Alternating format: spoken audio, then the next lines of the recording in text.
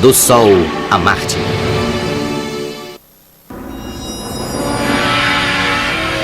Para os antigos, ele era um deus. O Rei Sol.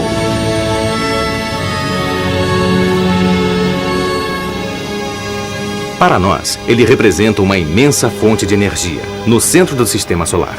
Um inferno nuclear que produz ao mesmo tempo calor e luz e, consequentemente, a vida, o nosso Sol. A história do Sol começa há mais de 5 bilhões de anos com a morte de uma estrela gigante. Ela explodiu, tornando-se uma supernova, e a onda de choque se propagou através do espaço na direção de uma grande nuvem de hidrogênio. Esta nuvem implodiu, dando origem a anéis de gás e de poeira cósmica. E no centro do seu núcleo, uma verdadeira fornalha nuclear começou a arder. Nosso Sol acabava de nascer. Um gigantesco forno de energia, um colosso contendo 99% da matéria que formava a nuvem original. A matéria restante se condensou, vindo a formar depois os 9 planetas do Sistema Solar. O Sol e os 9 planetas constituem o Sistema Solar, cujas fronteiras são formadas pela heliosfera, uma bolha que marca os limites de influência do Sol. Para além dela, começa o espaço interestelar. O Sol é uma estrela e, como milhões de outras, é um farol repleto de energia. Ele fornece luz e calor ao nosso mundo. Todas as formas de vida dependem dele. A energia de todos os nossos combustíveis tem origem na luz do Sol. Há milhões de anos, ela vem alimentando os vegetais, os quais, depois de fossilizados, são hoje queimados para liberar esta energia conservada em seu interior. Mas afinal, o que é o Sol, esta estrela tão importante para nós? No interior do seu núcleo, encontra-se um reator nuclear com uma temperatura de 15 milhões de graus Celsius que transforma o hidrogênio em hélio. A cada segundo, o Sol consome mais de 4 milhões de toneladas de sua própria massa. Fazendo um corte vertical da esfera solar, podemos ver o trajeto percorrido pela energia liberada por essas reações nucleares. Ela leva mais de 1 milhão de anos para se deslocar do interior do núcleo até a superfície. Depois de atingir a superfície, essa energia precisa de apenas 8 minutos e meio para percorrer os 150 milhões de quilômetros que separam o Sol da Terra. Essa energia liberada é o que chamamos de luz do Sol.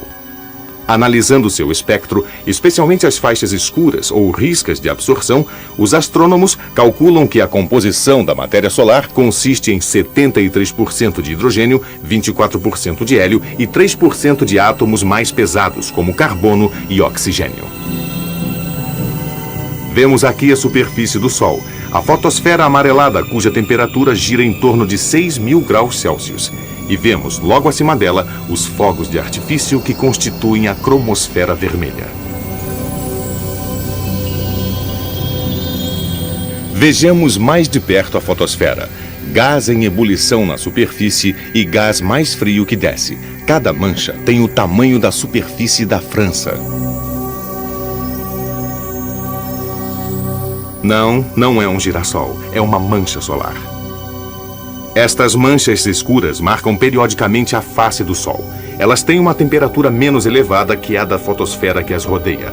Esta aqui, por exemplo, poderia facilmente envolver o nosso planeta. Eis um grupo de manchas solares. Elas podem surgir e crescer em cerca de 10 dias e desaparecer em mais 15. Aqui, o Sol nos apresenta uma face coberta de manchas. Em outros períodos, elas desaparecem por completo.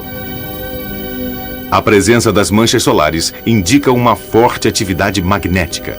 Estas manchas são como ímãs a partir dos quais as linhas de força escapam do Sol e voltam a se conectar.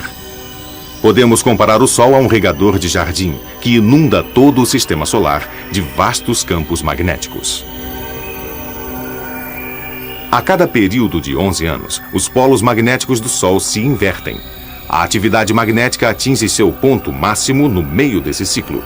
Ela é gerada pelos gases que se encontram logo abaixo da superfície.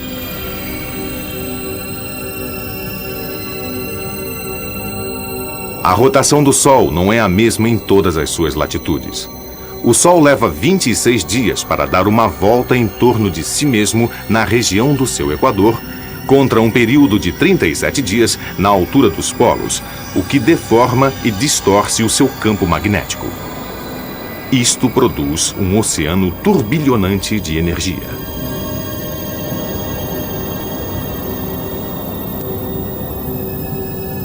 No interior da cromosfera, a atmosfera interna do Sol, arcos de gás indicam as linhas de força magnéticas.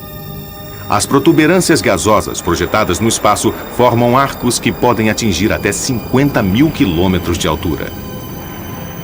Erupções brotam de todas as partes da superfície do Sol.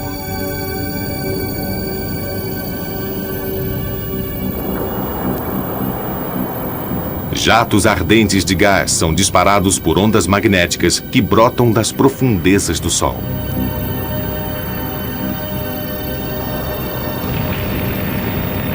As erupções mais fortes podem elevar-se até 100 mil quilômetros ou mais. Eis aqui uma imagem do nosso planeta em uma outra escala de grandeza. Estas erupções solares são extremamente violentas. Cada uma delas libera energia equivalente à detonação de 10 milhões de bombas H. Aqui, vemos uma destas erupções formando rugas sobre a superfície do Sol. A atmosfera externa do Sol, a coroa, torna-se visível a olho nu por ocasião de um eclipse total, ou seja, quando a Lua encobre por completo o disco solar. A temperatura da coroa pode atingir até 2 milhões de graus. Ela parece dançar uma espécie de bailado magnético provocado pelas convulsões da superfície solar, as quais têm uma influência direta sobre a forma e a atividade da coroa. Os enormes jatos oriundos da coroa são alimentados pelas erupções maciças que se produzem na superfície do Sol. Estas erupções são tão potentes que a matéria liberada por elas percorre milhões de quilômetros até alcançar a sonda espacial SOHO, que estuda o Sol. No momento em que a onda de choque atinge a sonda, ela é envolvida por partículas elétricas solares.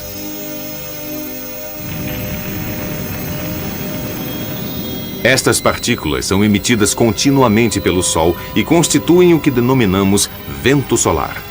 Nas regiões dos polos da Terra, essas partículas interagem com a parte mais alta de nossa atmosfera, o que produz o estranho fenômeno das auroras boreais.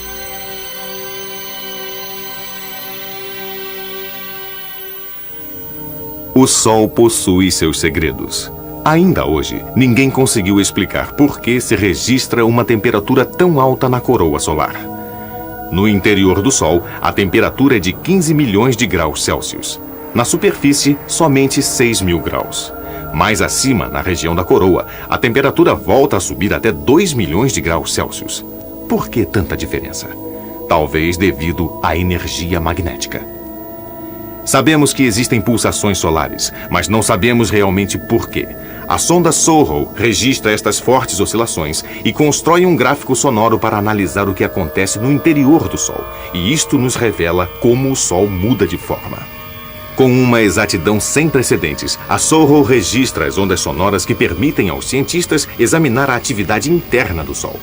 Eles descobriram, por exemplo, que correntes de gás percorrem a superfície do Sol a toda velocidade e as mais velozes são as que nascem logo abaixo da superfície. Há igualmente tornados, tão grandes quanto o nosso planeta, que giram nas proximidades dos polos a mais de 500 mil quilômetros por hora. Em 5 bilhões de anos, o Sol terá consumido todas as suas reservas de hidrogênio. Ele se expandirá e seu diâmetro de 1.400.000 quilômetros será multiplicado 200 vezes, transformando-o num gigante vermelho. Os planetas mais próximos, Mercúrio, Vênus e Terra, serão absorvidos pela massa solar e desaparecerão.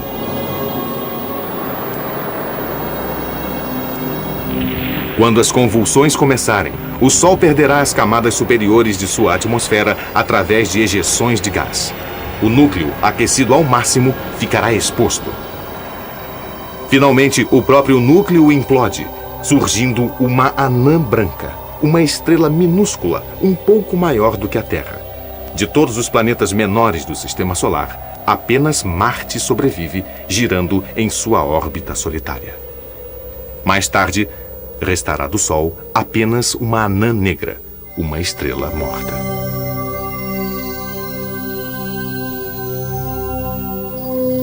Mercúrio. Em sua fase inicial, o Sistema Solar é um turbilhão de gás e de poeira cósmica.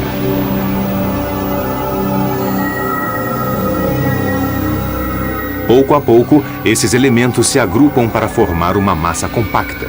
Os pequenos blocos de matéria aderem-se a blocos maiores para formar os planetas.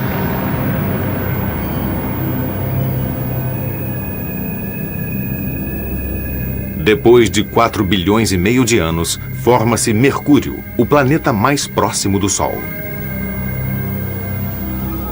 Depois de Mercúrio, 3 outros pequenos mundos rochosos: Vênus, o planeta Terra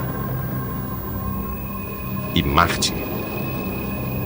Milhões de quilômetros além, formam-se os gigantes gasosos: Júpiter, Saturno e seus anéis. Depois, Urano e Netuno. E mais longe ainda, Plutão. E os fragmentos rochosos que flutuam no cinturão de Kuiper.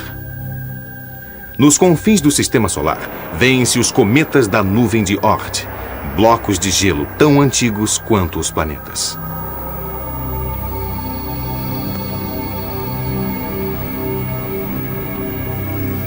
Mercúrio, como todos os outros planetas situados no centro do Sistema Solar, condensa-se a partir dos elementos químicos mais pesados. Os elementos mais leves sobrevivem apenas a partir da região de Júpiter e para além dela. Esse fenômeno de condensação, somado à proximidade de Mercúrio com o Sol, fazem deste planeta uma rocha sólida. Noite clara sobre a Terra. Vemos Mercúrio à direita, Vênus ao alto, cortando o céu na altura do horizonte. O pequenino Mercúrio mal é visível no horizonte durante o crepúsculo e a aurora. É o planeta mais difícil de se observar. Voltemos à Terra. Daqui vemos apenas uma parte de suas órbitas.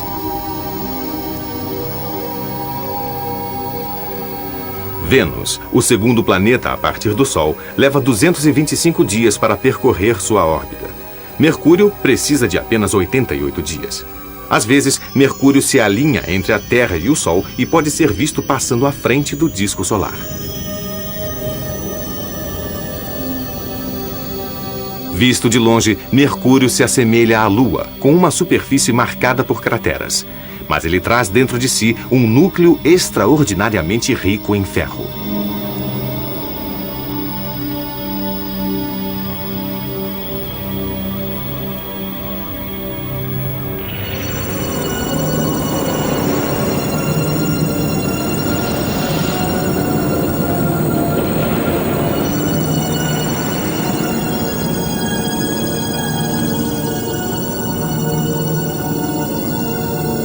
Mercúrio está a uma distância média de 58 milhões de quilômetros em relação ao Sol. Todas as imagens que temos de Mercúrio foram transmitidas pela sonda Mariner. Novembro de 1973. Missão Mariner 10. A sonda parte na direção do planeta mais próximo do Sol. A combinação de órbitas faz com que a sonda não leve mais do que 3 meses para atingir as proximidades de Vênus. De lá, aproveitando o impulso gravitacional do planeta, ela salta rumo à órbita de Mercúrio. Sua chegada se dá em março de 1974. A sonda Mariner realiza 3 voos de aproximação. Eis aqui os resultados. Mercúrio se assemelha a um campo de batalha. Calcinado pela proximidade do Sol, ele nos oferece uma paisagem desértica, pontilhada de crateras e rachaduras. Eis uma imagem de Calores, nome dado ao local onde um extraordinário impacto formou uma cratera com mais de 1.300 quilômetros de diâmetro. O agressor foi o que os cientistas chamam de um planetesimal, um enorme bloco de matéria primitiva.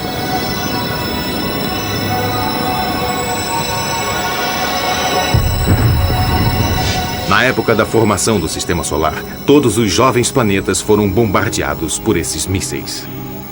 Um cataclismo de extraordinária violência, que ocorreu há mais de 4 bilhões de anos. À direita vemos Zola, uma cratera menor, e aqui as marcas provocadas pela ejeção de matéria por ocasião do impacto. Estas crateras apresentam fissuras por toda a parte. Mercúrio é coberto por fendas. A maior parte delas foi produzida pelo impacto de calores. Imagina-se que esta seja também a origem da planície de lava, rochas de chumbo derretido que teriam brotado das profundezas do planeta. Mas a maior das planícies de Mercúrio surgiu muito depois de calores. Elas se formaram no momento em que as fendas do solo despejaram oceanos de lava. Além disso, as montanhas de Mercúrio formam uma paisagem de contornos muito mais acentuados. Foi necessário mais de 1 bilhão de anos para que estas planícies se formassem. E agora, mais de 3 bilhões de anos depois, não há qualquer sinal de atividade vulcânica. Mercúrio é um planeta morto. Tudo que ainda pode modificar a sua superfície depende do acaso da colisão com outros corpos celestes, como este.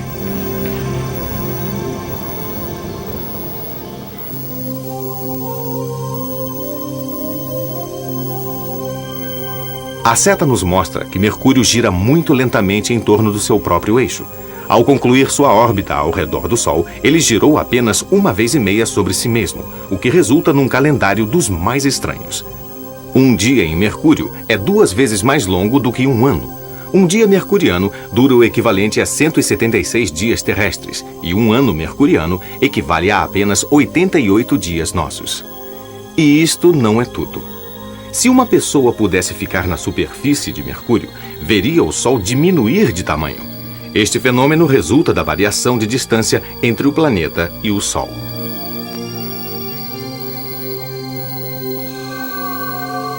Como o planeta descreve uma órbita elíptica, o Sol aparece maior quando Mercúrio se aproxima dele.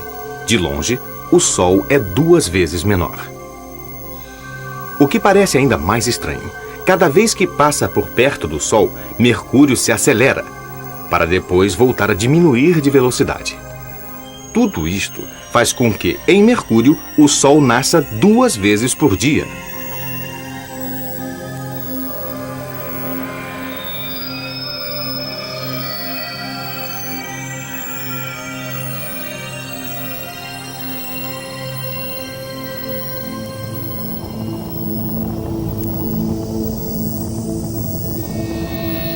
Por estar próximo ao Sol, Mercúrio é um planeta muito quente. Ao meio-dia, sobre o Equador, a temperatura pode atingir 430 graus Celsius, para durante a noite cair até 170 graus Celsius negativos. Mercúrio é o único planeta a ter uma variação de temperatura de cerca de 600 graus.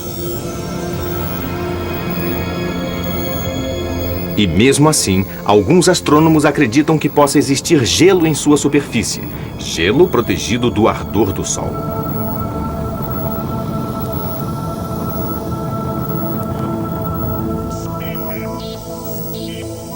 Os potentes radiotelescópios que operam nos Estados Unidos e em Porto Rico detectaram grandes placas de gelo nas regiões polares de Mercúrio.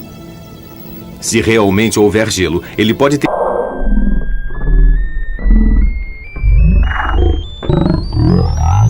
cometas e preservado do calor dos raios do Sol dentro da penumbra das crateras. Mas antes de poder confirmar tal hipótese, será preciso aguardar uma nova missão espacial rumo a Mercúrio. É impossível examinar a superfície do planeta com nossos instrumentos ópticos, por maiores que sejam. O planeta fica próximo demais do Sol. E ninguém pode se arriscar a danificar o telescópio espacial Hubble. Com um diâmetro de apenas 5.000 quilômetros, Mercúrio é o menor planeta do Sistema Solar. Sua atmosfera é tão tênue que pode ser considerada inexistente. E a intensidade de seu campo magnético atinge apenas 1% do campo magnético da Terra. Quase tudo que sabemos hoje sobre Mercúrio nos foi informado pela Mariner 10. É preciso esperar outras missões para podermos observar, fotografar e analisar a outra metade deste estranho planeta.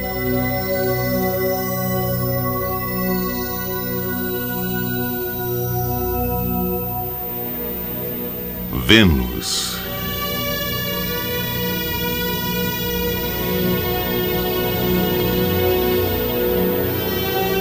Vênus, o planeta encoberto.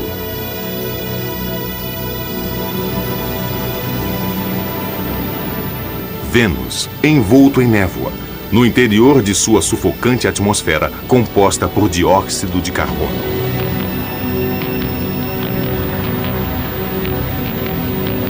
Vênus, esculpido pelos vulcões.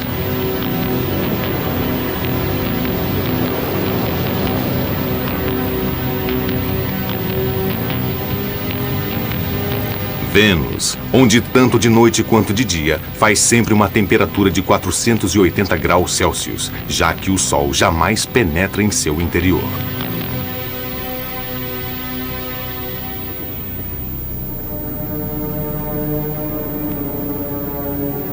Vênus é um enigma. Ele gira em torno de si próprio em 243 dias, ao passo que as nuvens que o recobrem fazem o mesmo giro em apenas 4 dias. Com um diâmetro de mais de 12 mil quilômetros, Vênus tem quase o mesmo tamanho da Terra, mas os dois planetas não têm nada em comum. Pode ser que, em algum momento de sua história, Vênus tenha se assemelhado à Terra, com oceanos, continentes e um céu azul. Mas por que ele teria se tornado tão inóspito? Por que sua atmosfera é tão irrespirável? E por que o planeta gira sobre si na direção contrária à de todos os demais? Visto da Terra nas noites estreladas, Vênus é o mais brilhante dos planetas. E assim como ocorre com seu companheiro inseparável, Mercúrio, o melhor momento para ser visto é depois do pôr do Sol ou logo antes da aurora. Nenhum dos dois planetas se eleva muito em nosso céu. Isto se deve à posição que ocupam entre a Terra e o Sol. Enquanto Mercúrio se desloca muito rapidamente em torno do Sol, Vênus leva mais de 225 dias terrestres para percorrer sua órbita, que fica a mais de 108 milhões de quilômetros do Sol. De tempos em tempos, Vênus passa diante do Sol. Em 1769, o explorador James Cook observou uma dessas passagens de Vênus. Suas observações, feitas do Pacífico, foram comparadas com outras observações feitas mais ao norte. Por um simples cálculo trigonométrico, a diferença de latitude revelou a distância entre a Terra e o Sol. Foram estas as primeiras tentativas de se medirem as distâncias celestes.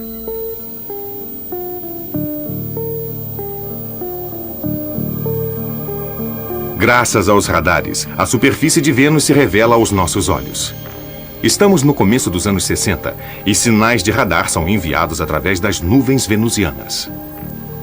Os astrônomos obtêm assim as primeiras imagens da superfície de Vênus e descobrem, graças a elas, um estranho fenômeno. O planeta tem uma rotação ao contrário.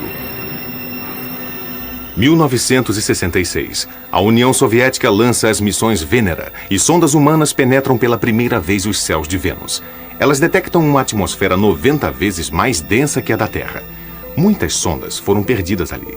Mesmo assim, um dos aparelhos conseguiu registrar estas imagens. Placas de lava cobertas de rachaduras, reforçando a hipótese de um planeta intensamente vulcânico. As imagens de Vênera foram transmitidas para a Terra antes que os aparelhos fossem completamente pulverizados.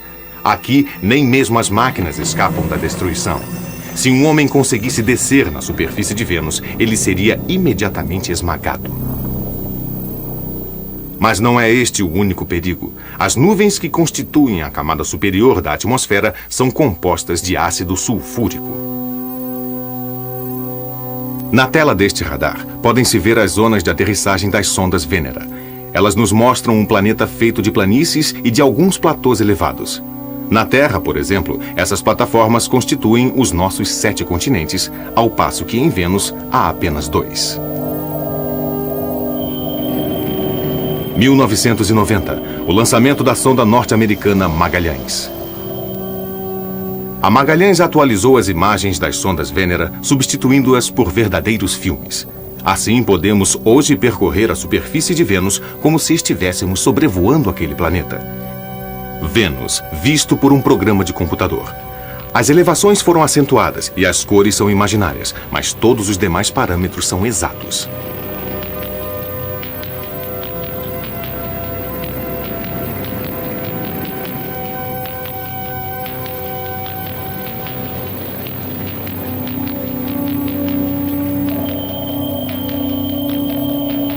A paisagem venusiana é escaneada pela sonda Magalhães, com o auxílio de um radar que capta as imagens e de um altímetro que estabelece o relevo.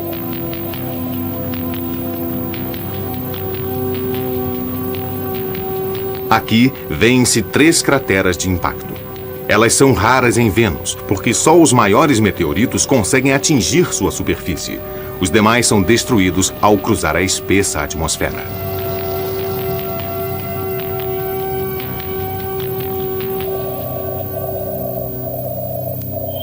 Em faixas sucessivas, a sonda Magalhães registra as imagens que nos revelam a superfície do planeta.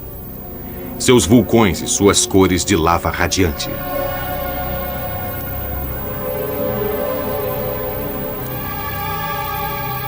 A cratera de Cleópatra, cuja coroa é preenchida por lava. Por toda a parte se encontram traços de atividade vulcânica.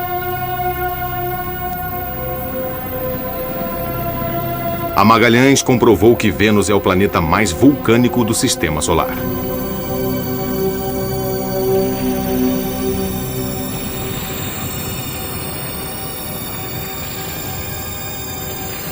Esses vulcões provavelmente continuam ativos depois de bilhões de anos. Ainda não se sabe por quê. As erupções continuam a despejar enxofre numa atmosfera cada vez mais tóxica.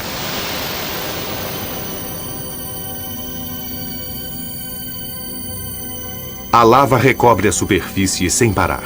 A maior parte dela levou mais de 500 milhões de anos para se solidificar.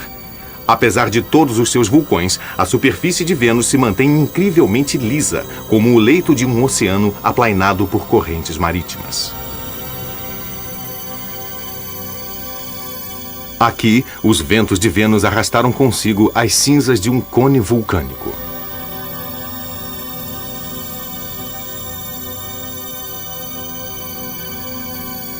Estes oceanos de lava parecem ter sido literalmente achatados pela pressão atmosférica, como se fossem panquecas cristalizadas em seu próprio caldo.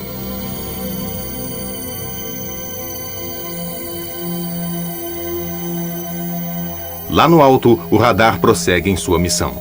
A sonda Magalhães passa a tentar cartografar a força gravitacional de Vênus.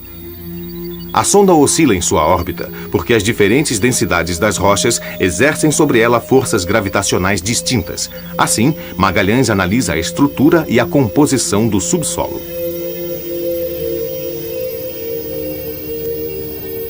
A composição interna de Vênus se assemelha à da Terra. Mesma densidade, mesma crosta, mesmo manto de lava, mesmo núcleo.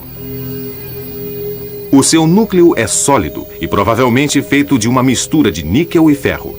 Mas, ao contrário da Terra, não existe chumbo derretido fora do seu núcleo. Assim, Vênus praticamente não possui um campo magnético. Outubro de 1994. A missão da Magalhães chega ao fim e ela se precipita através das nuvens venusianas como um avião kamikaze.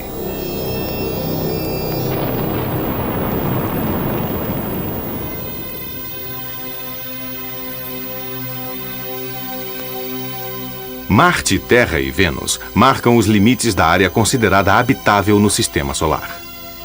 Vênus, mais próximo do Sol, encontra-se no limite extremo desta área. Sendo assim, por que não se encontram ali água, oceanos ou continentes?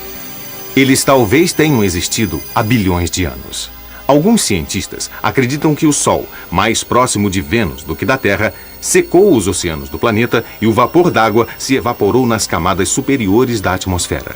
A superfície foi rachada pelo calor e o hidrogênio se dispersou pelo espaço.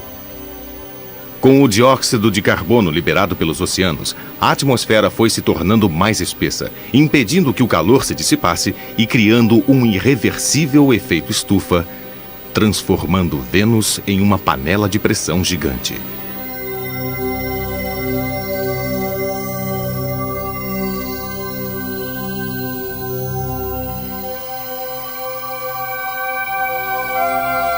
O planeta azul. A 150 milhões de quilômetros do Sol, encontra-se um planeta magnífico, o planeta azul. Este pequeno paraíso é o nosso lar.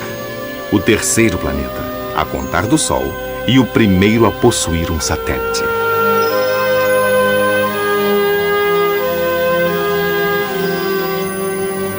A Terra é repleta de água. Temos oceanos. Uma atmosfera carregada de vapor d'água e gelo. Onde não existe água, temos desertos. Mas quando a água surge, ela faz brotar a vida em profusão.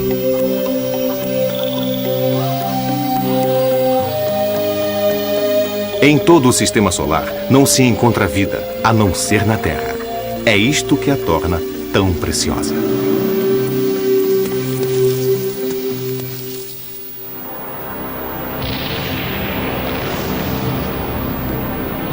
Quando o sistema solar começou a se formar, a Terra não possuía nem água nem vida. Era apenas um bloco de rocha em fusão.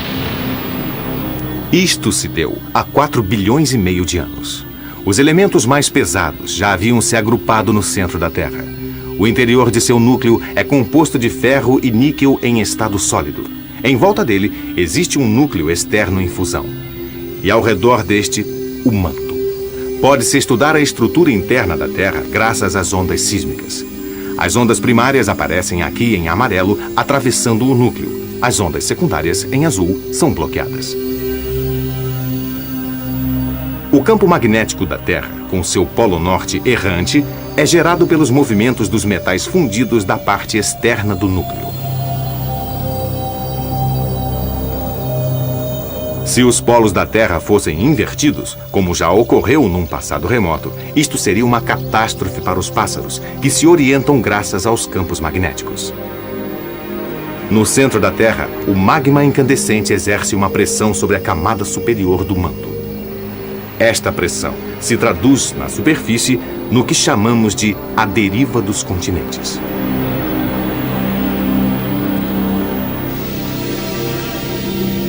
Basta observar o fundo do mar para se ter a prova disto. Aqui, uma longa crista no meio do oceano. A rocha em fusão emergiu bruscamente do manto e separou as placas que apoiam os continentes. Se os oceanos secassem, não restariam senão estas placas. Algumas delas se afastam, outras se unem. No ponto onde as placas se encontram, surgem vulcões. Há indícios de que a vida surgiu ali, nas fissuras dos oceanos. Na Terra, surgem os primeiros vegetais. Como eles produzem oxigênio, são capazes de modificar a atmosfera, tornando-a respirável.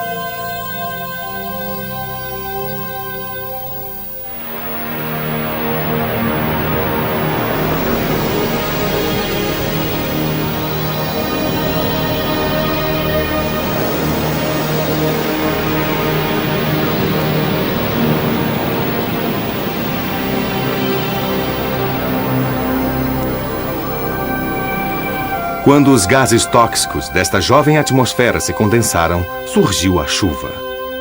As poças se transformaram em lagos, os lagos em oceanos. Hoje, essas águas cobrem mais de 70% da superfície terrestre.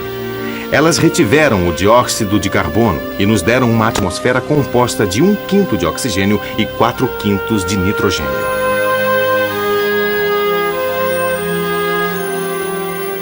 Outras forças também tiveram um papel importante. Durante a noite, temos a impressão de que as estrelas caminham pelo céu. Mas isto não passa de uma ilusão. É o resultado da rotação da Terra sobre o seu eixo, uma rotação de 24 horas que produz a alternância entre o dia e a noite. O mesmo ocorre com o Sol. Quando sua sombra diminui em nossos quadrantes solares, não é ele quem está se movendo, mas sim a Terra.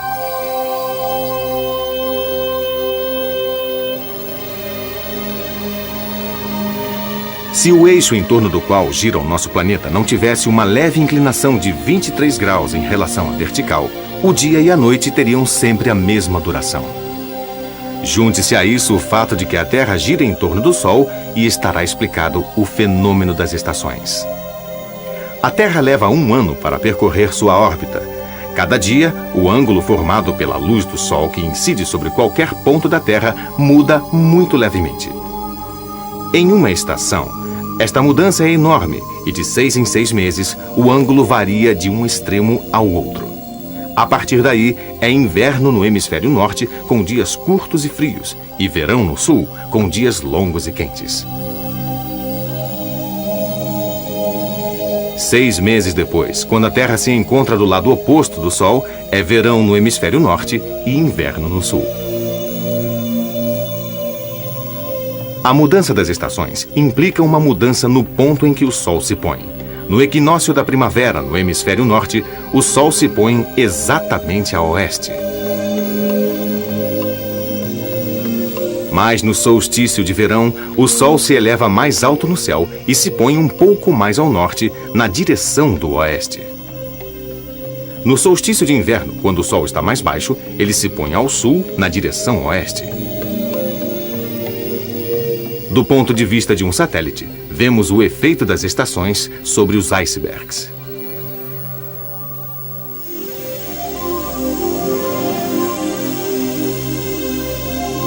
Os oceanos influenciam nosso clima.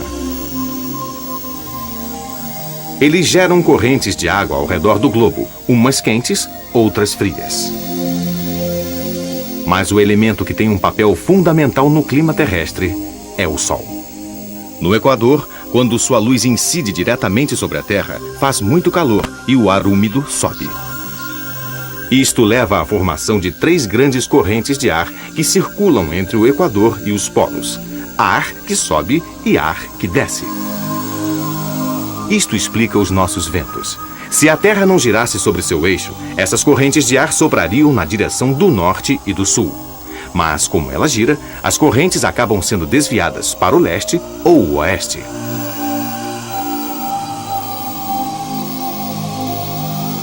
Sobre a África do Norte, existem poucas nuvens, porque ali o ar seco desce, ao passo que ao norte e ao sul é o ar úmido que sobe. Deslocando-se do oeste para o leste, ao passar pelo Atlântico Norte, a corrente do Golfo conduz as águas quentes do Mar das Caraíbas na direção da Europa. A Europa tem sorte. A corrente do Golfo proporciona à face noroeste do continente um clima oceânico temperado. O clima ali é inconstante, mas ameno. Para lá do Atlântico, na mesma latitude, os invernos são rigorosos. Na ausência da corrente do Golfo, as vias navegáveis se congelam. Quando o efeito dos oceanos e do Sol se combinam, eles desencadeiam tufões e furacões. Estes últimos se formam no mar, a partir das tempestades tropicais, com o Sol aquecendo enormes quantidades de ar úmido. O ar então passa a se mover em espiral, cada vez mais depressa, com ventos que chegam a atingir mais de 300 km por hora. E eles atingem o litoral.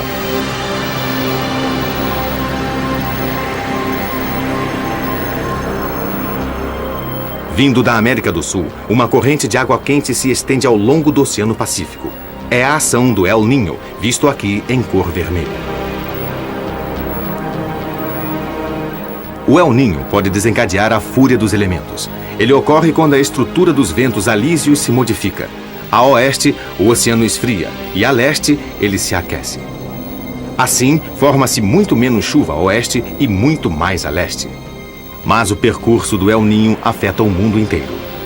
O tempo se torna mais tempestuoso desde o leste do Pacífico até a Califórnia. A Indonésia torna-se mais seca. Os incêndios se multiplicam. A Austrália sofre com a seca. E assim, que tempo vai fazer amanhã?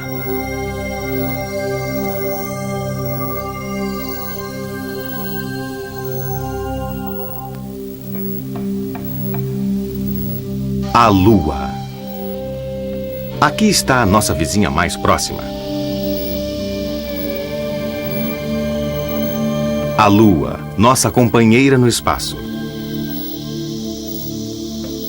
Tão próxima que 12 homens já a visitaram e voltaram à Terra sãos e salvos.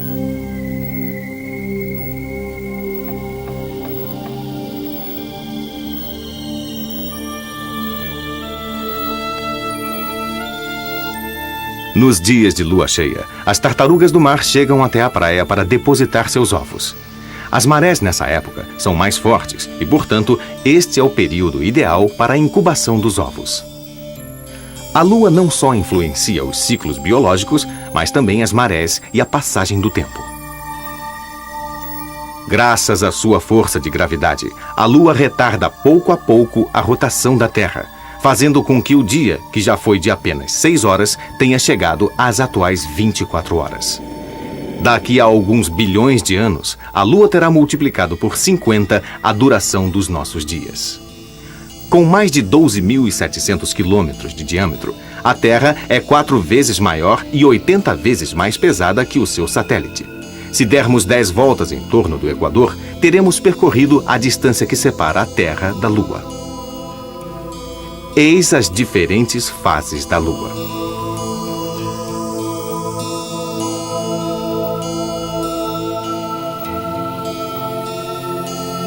Vejamos este efeito de sombra. Ele se deve ao fato de que só uma metade da Lua está sendo iluminada pelo Sol. Aqui, por exemplo, ela está sendo iluminada pelo lado esquerdo. A Lua percorre a sua órbita em 27 dias, e uma metade de sua superfície está sempre iluminada. Eis a sua imagem vista do espaço. Mas vista da Terra, durante 27 dias, a superfície iluminada da Lua aumenta pouco a pouco, como vemos aqui.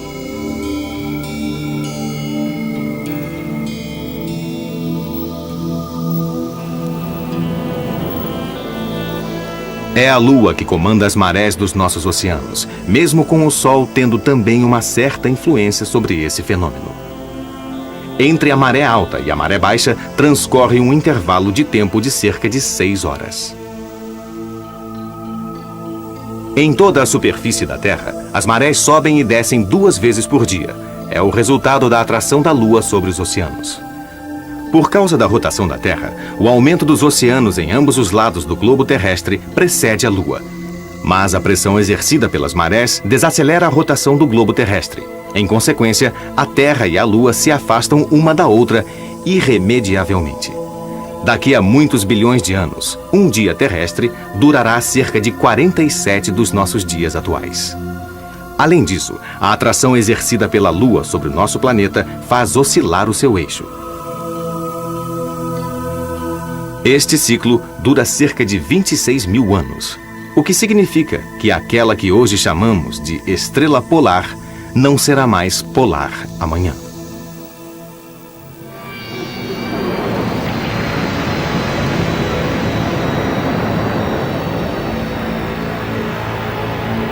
Após o impacto de um jovem asteroide bem no meio do nosso planeta, um anel de fragmentos se pôs a girar em torno da prototerra.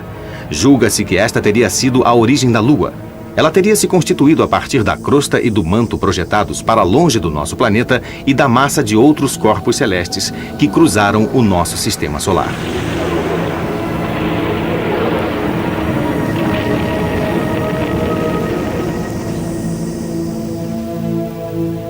E surgiu a Lua.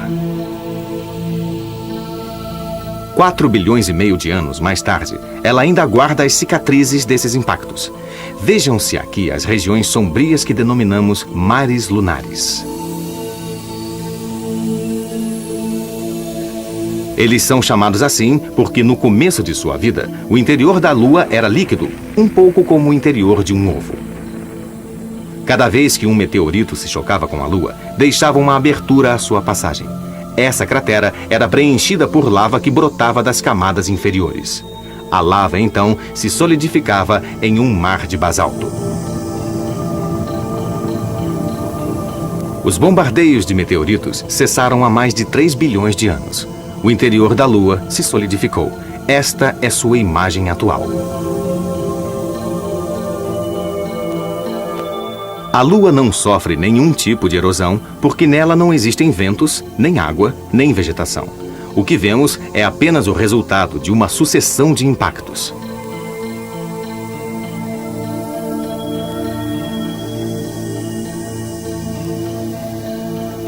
Crateras dentro de outras crateras. Esta aqui, com 90 quilômetros de largura, está crivada de projéteis. pode ser comparada a uma pedra atirada num tanque d'água. Esta é a cratera Tycho.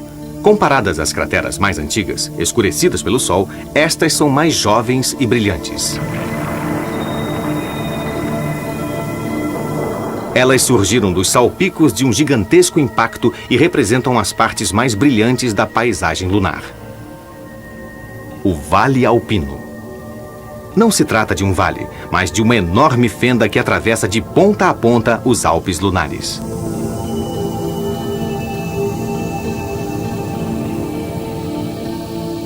Estas pequenas fissuras são chamadas de riachinhos, talvez antigos canais de lava. Aqui pode-se ver a diferença entre a superfície lisa dos mares e a silhueta angulosa das montanhas. Agora, estamos viajando na direção dos Alpes, sobrevoando a cratera de Platão. É um ambiente triste, estéril, sem ar e sem vida.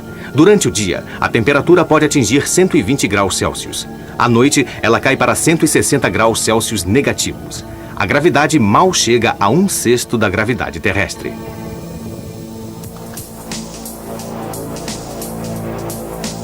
Em 1969, os astronautas Buzz Aldrin, Neil Armstrong e Michael Collins vão partir para a Lua.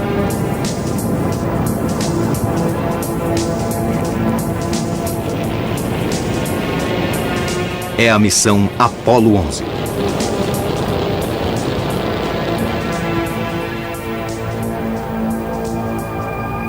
Três dias e meio mais tarde, Armstrong e Aldrin deixam sua órbita em torno da Lua graças ao módulo de alunagem chamado de Águia.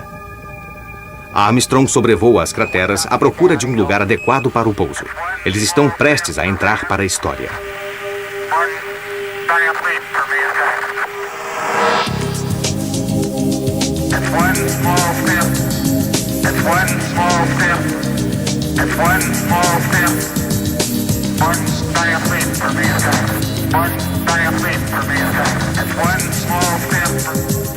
Seis missões Apollo pousaram na Lua. Incrível, mas é verdade. Mas esta vitória extraordinária é mais política do que científica.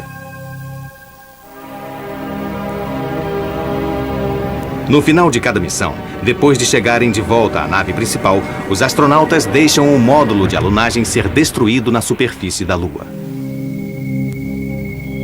O choque do módulo com o solo faz a Lua inteira vibrar como um sino. É o resultado da rocha pulverizada pelo choque. Mas a Lua é sólida e seu núcleo é metálico. Os astronautas trouxeram consigo mais de 380 quilos de rochas lunares. Os fragmentos analisados tinham origem vulcânica ou eram resultado de impactos.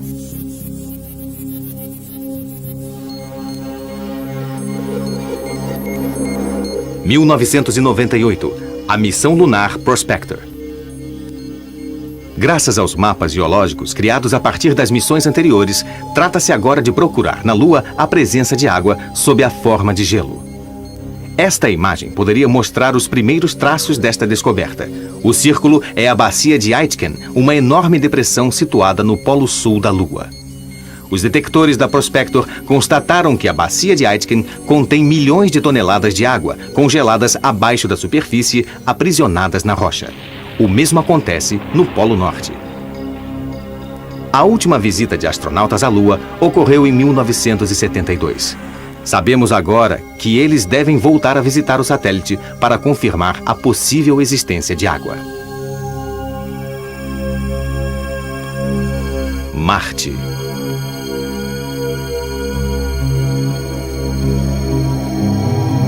O nascer do Sol em Marte, o planeta vermelho.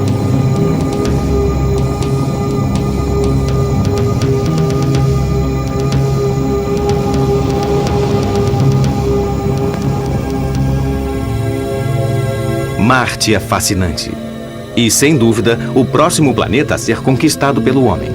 Tem um pouco mais da metade do tamanho da Terra, além de ter com ela vários pontos em comum: atmosfera, estações e um dia que dura 24 horas e meia. No entanto, no planeta vermelho faz um frio polar. Sua temperatura raramente se eleva a mais de 0 grau. O Sol está a uma distância média de 228 milhões de quilômetros e Marte leva 687 dias terrestres para percorrer sua órbita. Lá está ele, por trás de um dos seus minúsculos satélites. Estas luas são provavelmente antigos asteroides, blocos de rocha petrificada que teriam sido capturados pelo planeta gelado. O eixo de Marte é inclinado, assim como o da Terra. Mas isto, somando-se ao fato de que a órbita de Marte é elíptica, tem o efeito de modificar as estações. Quando o planeta atinge o ponto mais afastado do Sol, é verão no hemisfério norte e inverno no sul. No ponto mais próximo do Sol, acontece o contrário, verão no sul e inverno no norte. No Polo Norte, a calota polar aumenta durante um inverno relativamente ameno e curto, e se reduz ao longo de um verão relativamente frio e longo.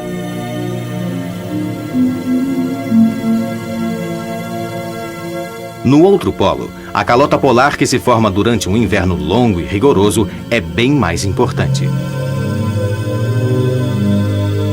Mas o verão no hemisfério sul de Marte é curto e relativamente menos frio do que o do norte. Do ponto de vista geológico, Marte se divide em dois. Ao sul, encontram-se antigas crateras. Ao norte, planícies de lava mais recentes. As primeiras imagens de Marte datam dos anos 60 e foram captadas pelas sondas Mariner.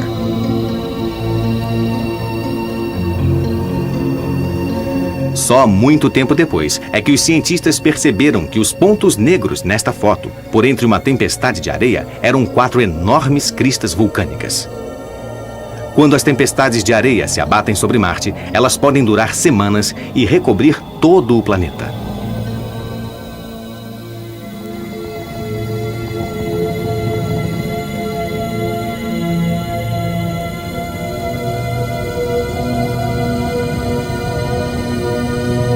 Em 1976, graças aos módulos orbitais chamados de Vikings, nosso conhecimento sobre Marte foi reformulado por completo. Os Vikings nos revelaram a presença de gelo no subsolo marciano. Talvez o impacto que esta cratera produziu tenha espalhado gelo derretido ao redor. O leito destes canais indica que houve um tempo em que brotava água da superfície de Marte. Talvez uma antiga ilha. As sondas Vikings fotografaram um amanhecer de gelo e de nevoeiro. E quanto à famosa face de Marte, não passa de uma ilusão provocada por luzes e sombras.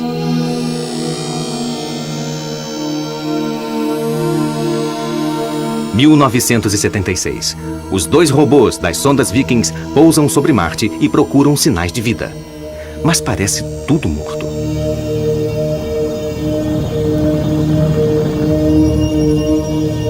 Para efeito de comparação, tomemos o continente norte-americano.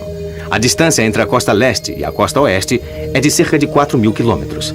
Este é o tamanho da maior fenda geológica do planeta, o Vale Marineris.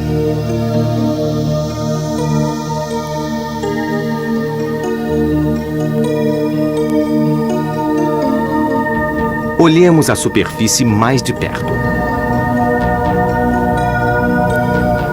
Examinando as crateras do hemisfério sul, sobrevoamos agora a maior falha geológica de todo o sistema solar, o Vale Marineris.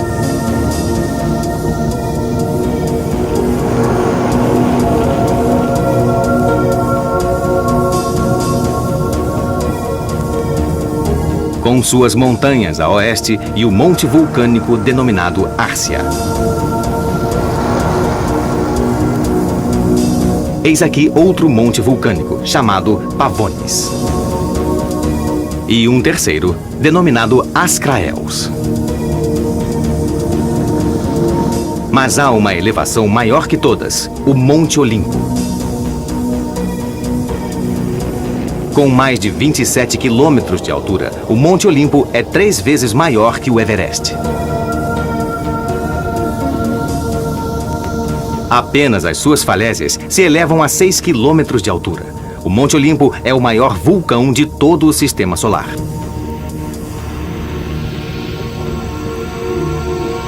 Muitos cientistas acreditam que os oceanos surgiram no início da formação de Marte, logo após uma imensa atividade vulcânica. As erupções fundiram o gelo do subsolo, inundando rapidamente todo o planeta. Uma atmosfera rica em dióxido de carbono formou-se em seguida. A temperatura aumentou bruscamente. Mas ninguém entendeu ainda por que a vida, assim como a vegetação, não surgiram durante esse período.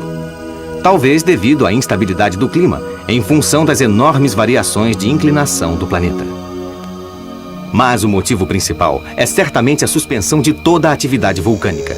Sem a ocorrência de grandes erupções, a atmosfera não pôde se renovar, e todo o ar acabou se evaporando lentamente, perdendo-se no espaço em decorrência da fraca gravidade marciana. Em 1997, a sonda Marte Pathfinder pousa sobre uma antiga planície inundada. Ela envia um robô de reconhecimento, cuja missão é analisar a composição das rochas. Os resultados são estranhos. Aparentemente trazidas por enormes vagalhões de água, as rochas têm origens diversas. Algumas são vulcânicas, semelhantes àquelas que se formaram dentro dos oceanos terrestres. Estas rochas teriam se originado no leito de um oceano de Marte?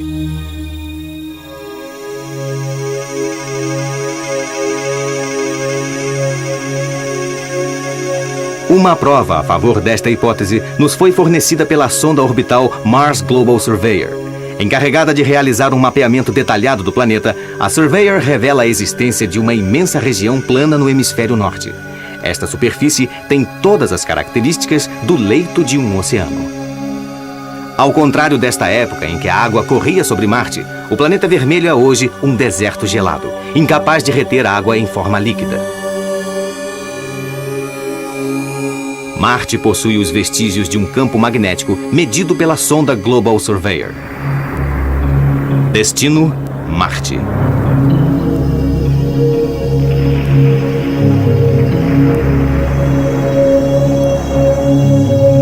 Com o sucesso da Pathfinder e da Global Surveyor, outras missões regulares foram programadas. Cada uma delas terá um módulo orbital acompanhado de um módulo de aterrissagem. Este vasto programa foi denominado Programa Marte Surveyor. Seu objetivo é compreender a história da evolução da água naquele planeta. Muitos cientistas acreditam que ela exista em abundância, mas sob a forma de gelo subterrâneo. O módulo orbital deve reproduzir o traçado dos canais e, através de um código de cores, mapear os dados geológicos.